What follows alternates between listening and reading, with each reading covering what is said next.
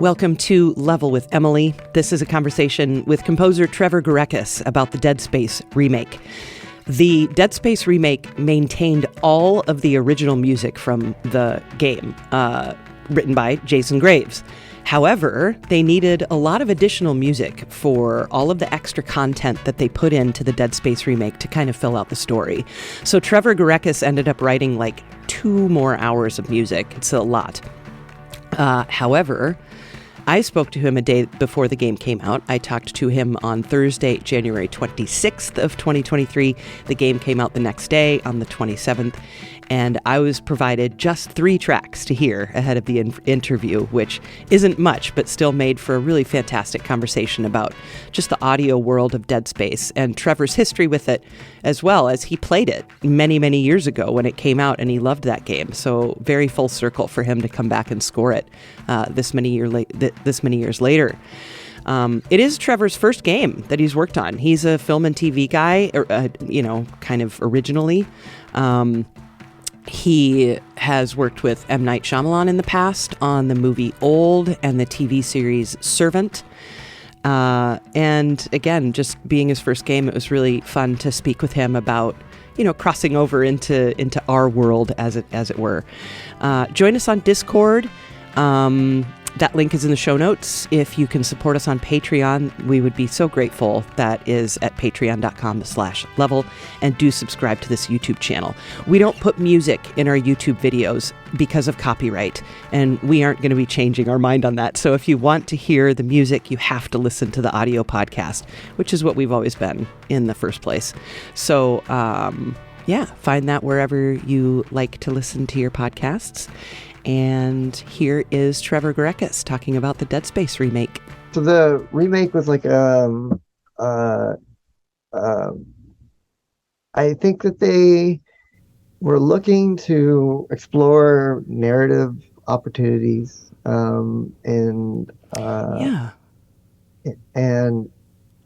that were not like apparent in the original. I played the original back in 2008. I'm a gamer myself, and okay, and it's great, and it stands time for sure.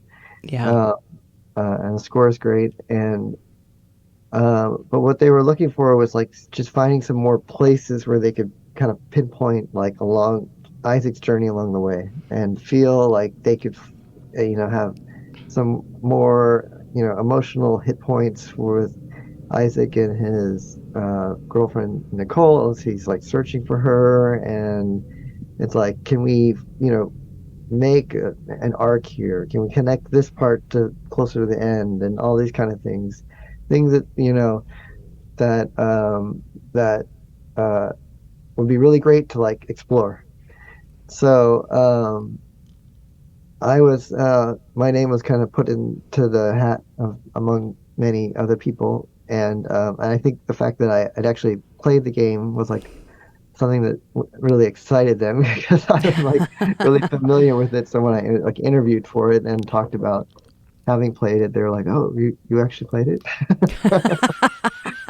So so that was like one of the interesting things. But yeah, that's sort of like how it began. Sort of that was the task. I think main goal or main task was to we were searching for those points. But I think my role kind of expanded, and I started to do more, replace some of the bigger scenes, and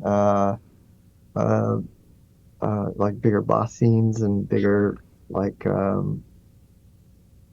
Zero G and Hive Mind, and which is like the biggest battle scene, and then Hunter and Leviathan, and all these kind of like really kind of like set piece moments in the game.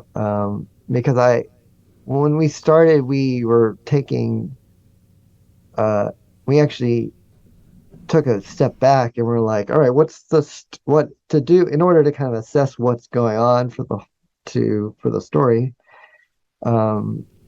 What are all the elements, like the religion and Isaac's journey and his connection to all these different people along the way, and I started writing music that was like specific for these things, like music for the religion, for the cult religion, and music Okay. for the alien artifact, and and these were like 5-6 minute pieces that were just sort of in the blind. They weren't set to a particular chapter in the particular event, but like Mm-hmm. more like this is sort of a sonic world. And along the way, it was sort of like, does this fit into the musical DNA of Dead Space? That was always something that was of that we would talk about in reviewing it. So uh, that was important to keep an eye on. Yeah, for sure. And I definitely hear I got 3 tracks, and they definitely have like the DNA of what I expect to hear in especially the first Dead Space, right? Because each game got progressively different in some way, shape, or form. So Yeah, that definitely. first Dead Space, I hear like even just like hints of how percussive that score is. Especially, so I got Hunger for the Stars, Yeah. although Hunger for the Scars would be appropriate for Dead Space as well. But Hunger for the Stars, Make Us Whole, and The Hive Mind. And these are all 3 very different tracks. Hunger for the Stars is certainly the most kind of quote unquote ambient of the 3, I Yeah. feel like. And just some, the hints of the percussion, even some hints of metallic percussion, which you hear a lot of in Dead Space. But these are all uniquely yours, which I really appreciated about it too. It's like, this is you doing this. This isn't you doing Jason Graves. This is you doing Dead Space, right? Right. Yeah. No, I Yeah. mean, I was not. I mean, I'm a huge fan of the score of Jason's score, and Yeah. I uh you know, but I think we were both inspired, or aware of the influence of, of the same influences that kind of created what he made for Dead Space, Mm-hmm. which was like Penderecki, it's like late Mm-hmm. 20th century Polish composer, like before he changed, because like Penderecki kind of like stopped writing like this kind of music. I guess in the 90s. But for a while in the 60s, like Threnody for Hiroshima, which was his most famous piece, like the strings that sound like bombers coming over. Um, Mm-hmm. uh, that was a title that was given after the fact, but Right. uh, he was doing all these like crazy effects on strings and extended techniques and just different ways of performing on instruments that are classical instruments for the stage, to be heard that way. And then, and then directors like Stanley Kubrick like took that music and put it in a new context by putting it in The Shining or something, and then the context was suddenly like absolute horror. So, even though that wasn't necessarily his intention, he was like, just writing music that was emotionally engaging for him, or intellectually engaging. Mm-hmm. And uh, but that was like that was the dichotomy of those two things. Um, that it was something that was familiar. It's a violin, or violins and strings doing weird things. Or it just makes it a little bit kind of an uncanny valley, kind of a weird Right. thing that's kind of like became like the definition of the horror thing. And then Jerry Goldsmith with Alien, and Mm. James Horner's Aliens, Yeah. his score as well. Both of those are great examples of things that I think were, um, Dead Space, like even as a concept, is like has it is related to that somewhat. Yeah. Um, so there, I'm doing some of the techniques of that universe as Mm-hmm. like that style, or that I guess, is that the right word? Style? Yeah, I think so. Yeah, yeah. Performance style is what I mean. Yeah. So yeah, Yeah. and it's intense and it is terrifying because it's in. Yeah. But my angle on it is a couple of different things. I have a lot more electronics in general, Mm-hmm. um, and then I also use a lot more like solo instruments because I play violin and cello in quotes. Okay. But but I do like use them as they're kind of like these uh they're the axis of they're the like for Isaac they're the something that gets a little bit closer because sometimes the orchestra can sound so big and so far Mm-hmm. away Yeah. and so massive that I wanted to bring stuff that was like a little bit more intimate. So there's like those moments where you hear like one player doing stuff and Yeah. instrument or whatever. And that's like me. Just in a microphone somewhere going, no, no, no, no, no. So, Yeah, I uh, did notice solo voices creeping in the texture. I didn't mean to interrupt your thought there. yeah, yeah. Well, then and then there's like some solo voices as well, and then there's Oh, choir and all. voice. Yeah. Yep. Hmm. Yeah, that second track, that Make Us Whole, very cool how the women come in. And I don't know if is this a sample library of voices or just highly processed No, voices or, it's all real choir. oh, So okay, yeah, very they're cool. singing with like a vocal fry and but Oh, also cool. normal and normale and but then also I have one singer who's singing like all this like guttural kind of stuff. Okay. It's kind Yeah. of floating in the background like Oh, it's so cool yeah, because they come in the beginning of the track, which of course you know this because you wrote it, but I just love how it's like unison and then they just kind of spread like this yeah, in the opening of that track, and then they do all yeah, these really lovely, creepy falling scales too in that yeah, track. It's very yeah, yeah, cool. yeah, Yeah. yeah. Yeah. Thanks. Yeah. Yeah. Loved that.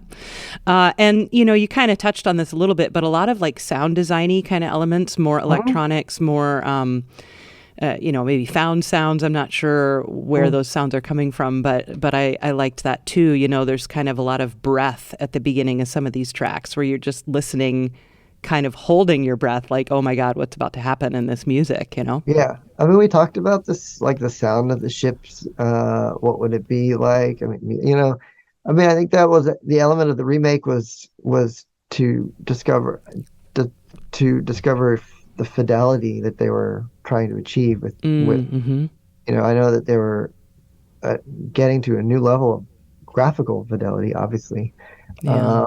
and doing all sorts of new things with like heartbeat and breathing and uh, um, uh, like the necromorphs, the monsters are when you shoot them they fall apart in different like a completely different way, and it's all this like Okay.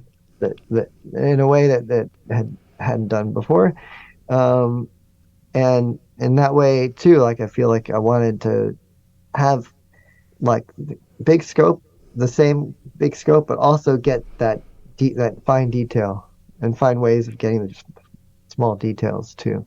Mm-hmm. Mm-hmm. Close things and small instruments that I have lying around here on the floor.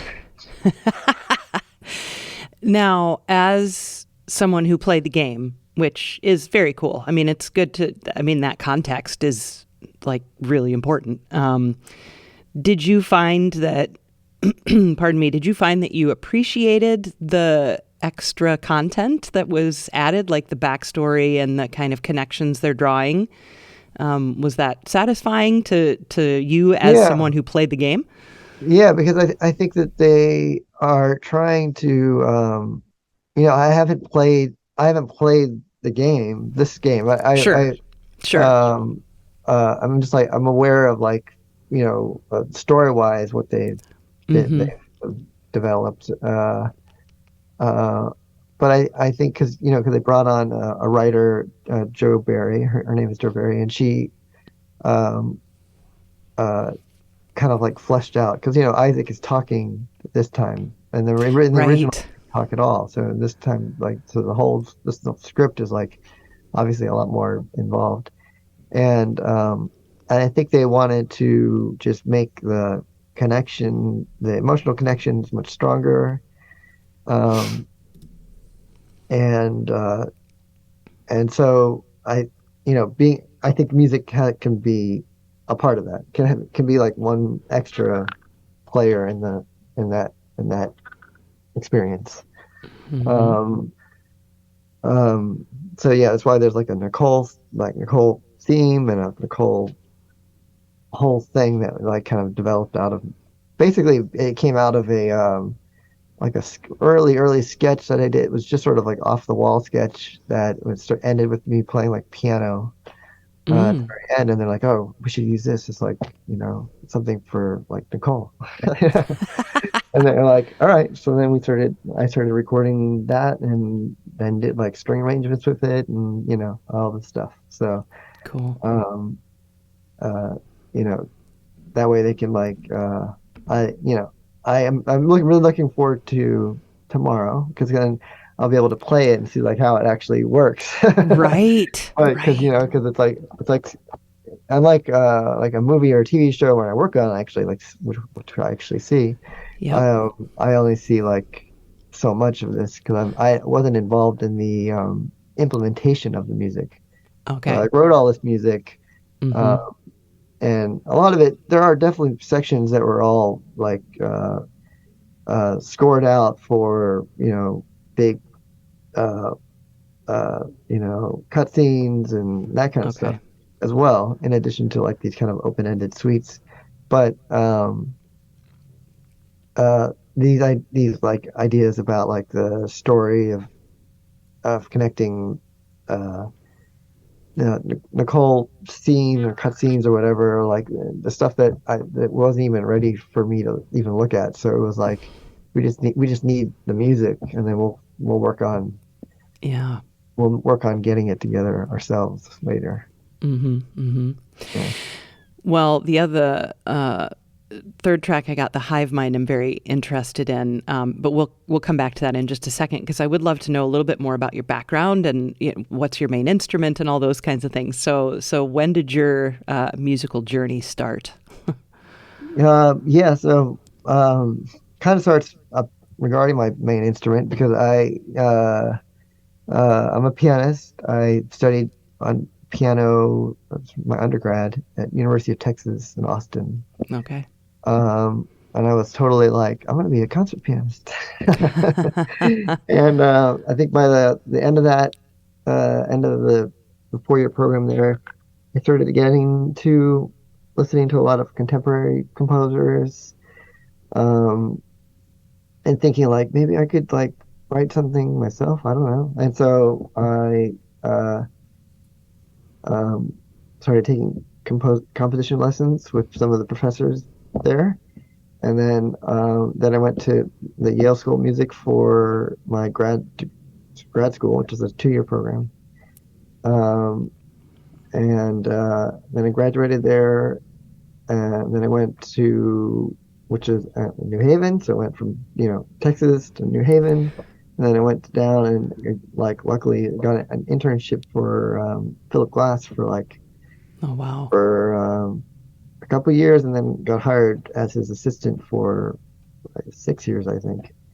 And I learned a lot about just being a composer, which was great. He only had like Sure. one assistant, very small operation, um, and kind of at the same time was building I was building a music company with another composer named Jay Wadley, and he and I built this company called Found Objects, and we were kind of like doing this kind of apprenticeship thing on the side. So I was working for Philip, and then he was working with like Mark Ronson, and Mm-hmm. eventually we like our company was doing enough work in like advertising. So we mostly focused on advertising at the time, Okay. and got busy enough doing advertising to like have enough for a day job, and I was our salary, I guess, and get a studio.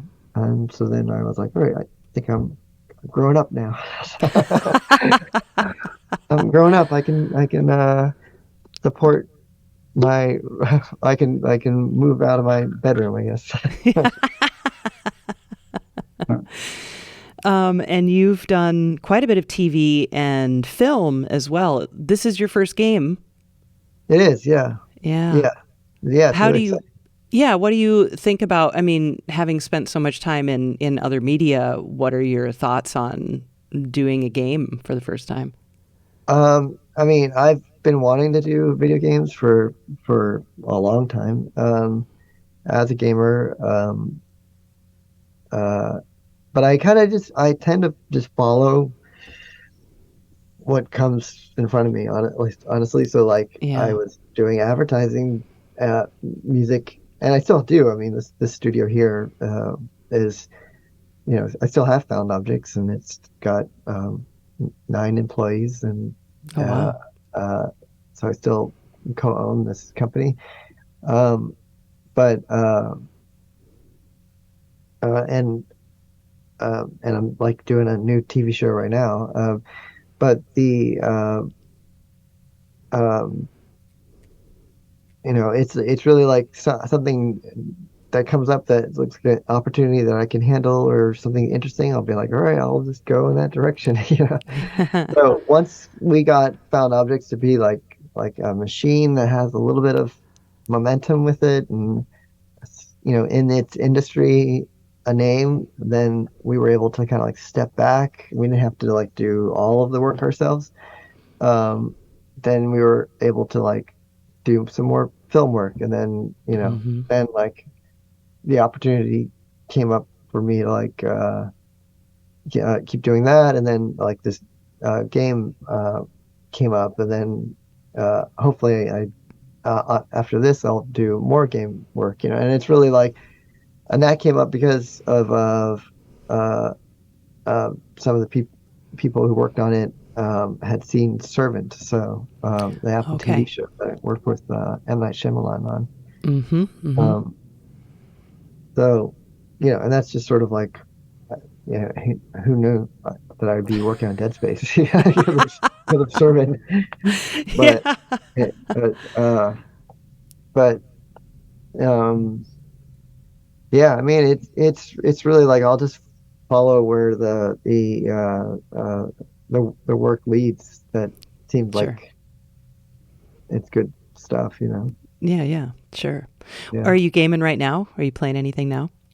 Yeah, I mean I'm playing Cyberpunk 2077 right now, Nice. which is like a big game.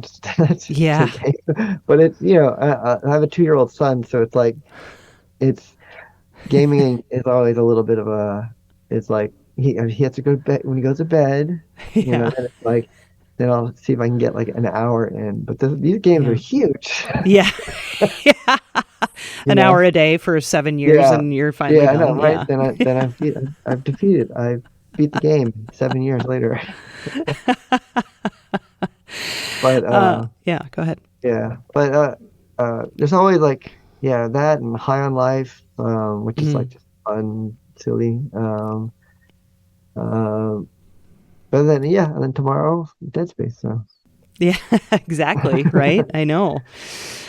So the Hive Mind, that's the third track I got, and it's sure, 8 minutes of controlled chaos. And I say that yeah, with reverence, because it's definitely like a journey. It takes us on this journey in that 8 minutes, and I would assume it's not just this in the game, right? It's not just this 8 minute track, or how does this? What is the role of this music in the game?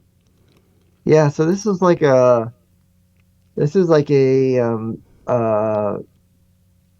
totally climactic part scene that goes through many different big sections. Okay. Um, uh, the hive mind being like the biggest boss of the game, and uh, there's like it's kind of the beginning of the track has like a kind of a cutscene uh, attached Okay. to it, and then it revs up into gameplay, and that's when the drums are like going. So Oh, okay. you're actually like playing the game. and then there's like multiple layers, there's multiple levels of intensity. So it's like, Okay. Yeah. and then uh, it was composed in this way. So this track is like as I composed it to be. Okay.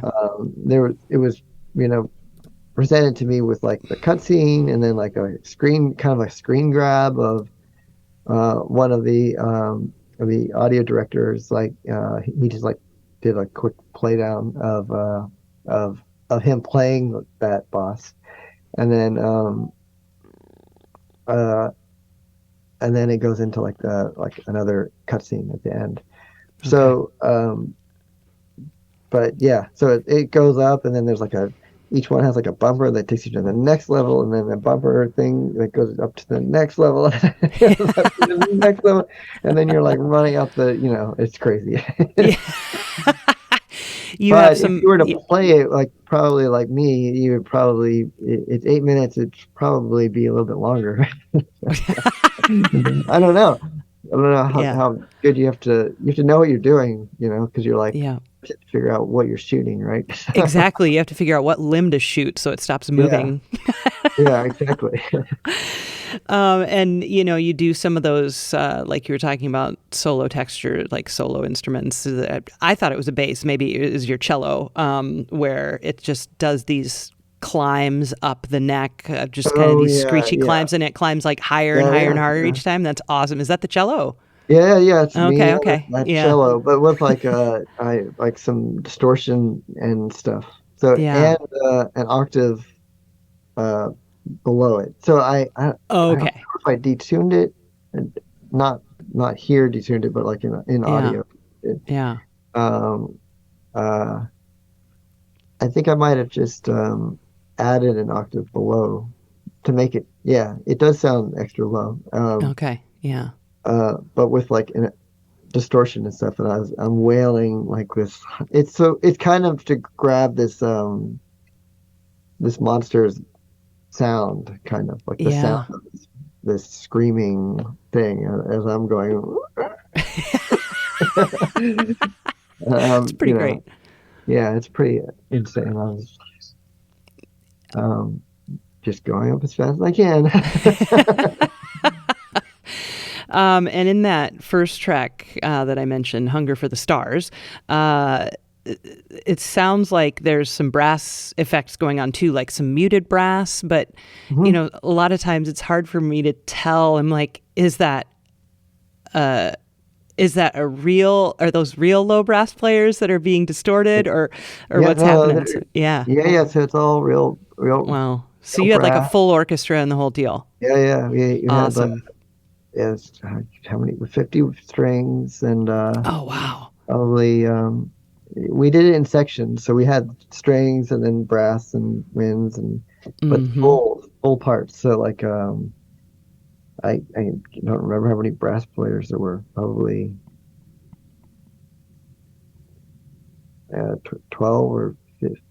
I don't know, but yeah, they're and also we do like multiple layers. So we would like go through and do like another take of them doing things to create like the density of them doing like just kind of this wall of sound of them doing like, I think in that section there's like them like doing staccato or like triple tonguing or something like that, and then just like firing off all these sounds. Yeah. So all of it was like I used like some samples to kind of like sketch out what the sound or the chords would be, and then I worked with like an orchestrator, and we would like plan out what and notate out like how to give direction to the players so that they know to like play this figure every 2 bars or something like that, and so it's sort of random sounding. Yeah, all those aleatoric elements that they need to know what to do, and you need to know how to tell them to do it. Yeah, exactly. On the page. But they're really, once they got with this group, like it didn't take long for them to get the idea, like, oh yeah, it's one of these scores. Where was it recorded? It was in Nashville. Oh, nice. Okay, cool. Ocean Way. Oh, Ocean Way sweet. Studio. Yeah. Awesome. So they do a lot of film scoring sessions there. So yeah. Um. So when was that? So we had 3 sessions, 3 weekend long sessions over the course of every I don't know 3 months or something. Or I'm trying to think. I don't remember really how we worked it out, but I would go with probably 30 minutes each or 35 minutes, and then we would have extra time at the end, which we called wish list time, which we'd come up with even just written ideas, written down with words. We'd be all right, so we just need all the brass to just play the highest note ever, and then all the low brass to play the lowest note ever, and then we just grab all this kind of material. Sure. And we could put in for future cues that I'd write later. So then I have a library of just sort of screaming brass hits and that kind of thing. And we did that with the choir too, and Cool. So and the percussion and all that. So so there's three sessions for in Nashville. Yeah. And how many how much music did you end up writing in total? I was trying to remember what that came out to, because there's there's quite a lot, and I mean there's a lot that was not put on the soundtrack. Okay. Yeah. A lot of I sometimes I like to solidify my soundtrack to best listenable situations, like with the TV show I work on Servant. I write so much music, that sometimes it's I've heard some of these things kind of sound similar, so it's I'll pick this one out of, you know what I mean? I'll just, even though there could be 50 tracks, I'll just still get it down to 20 or something. Yeah. So it's the soundtrack itself, it comes out to an hour, but I think I wrote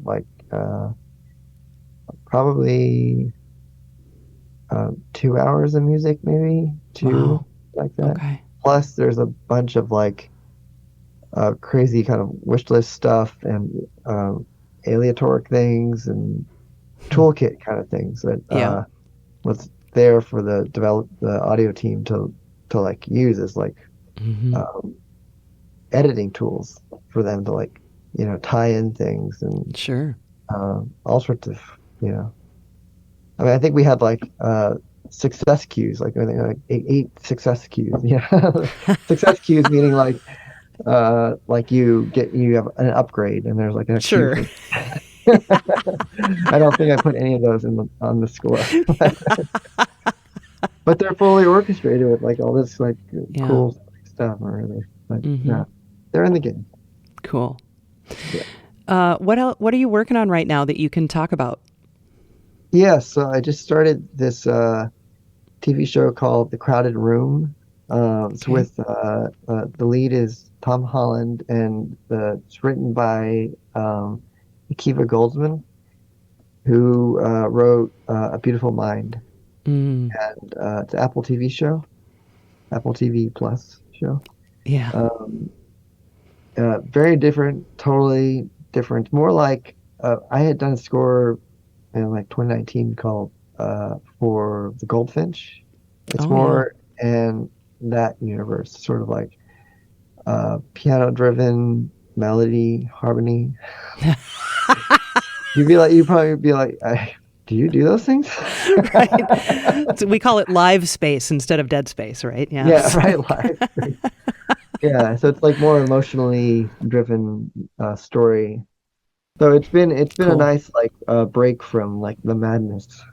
Yeah. Because I just finished Servant season 4, which is just beginning to air now, and Dead Space, both of which are very intense like like I wouldn't. Servant is not full horror. It's like drama, thriller slash something. I don't know. Shyamalan, right? And Yeah. yeah, it's something off. And Yeah. uh, that but yeah, but some of the music in that is just like out of control.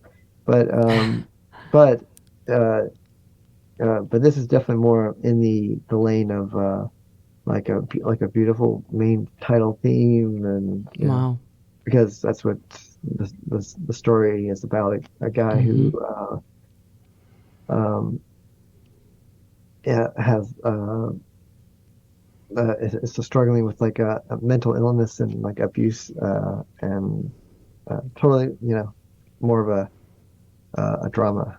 So, Okay. yeah. Do you find that you prefer writing in that style, or what do you find to be quote unquote easier? Oh, I mean, at this point, I don't know. I mean, I don't know what's easy. Anytime I think that I know something, I'm like, yeah, I can do horror easily. And then I'm like, hey, what do I do? Pull up the violin and I'm like, what's the thing? Um, um, yeah, I mean, I do like writing, like, um, I think the work, like if the work is interesting, like, like working with Dead Space, which has plenty of cues that are like that you haven't had at, they're not released yet, but there are other cues that are not all just like, shock, bloody horror stuff in Dead Space. Um, Mm-hmm. uh, if the work itself is really interesting, I find myself inspired, I guess. Okay. I think that's more of a driver than than getting too caught up in like I like to only work in or like I have a favorite genre Sure. or something, Mm-hmm. because while I could probably do like the horror stuff pretty easily, I think, because I do it so much, like a lot of the stuff I do with Night on Servant, it's like so different and not applicable to anyone. It's like, it's like really a very particular show. It's like for his series, and it works Yeah. for that show. I just can't imagine it, but it's Yeah. it's we've gone down after 4 seasons. We've gone down like a really particular path, and like um um, it's all like it can be very interesting, but uh, uh like yeah, it's like it's it's uh it's more about like the work that I'm working with, Yeah. than anything else. Yeah. Well, Trevor, what more do you want to say about working on Dead Space or anything else? Um, um, well, I'm really excited about it, and uh, I hope that everyone enjoys the score, and I look forward to experiencing it myself tomorrow. Awesome. Great. Well, thanks so much for your time today, Trevor. I All really right, thank appreciate it. you, Lily.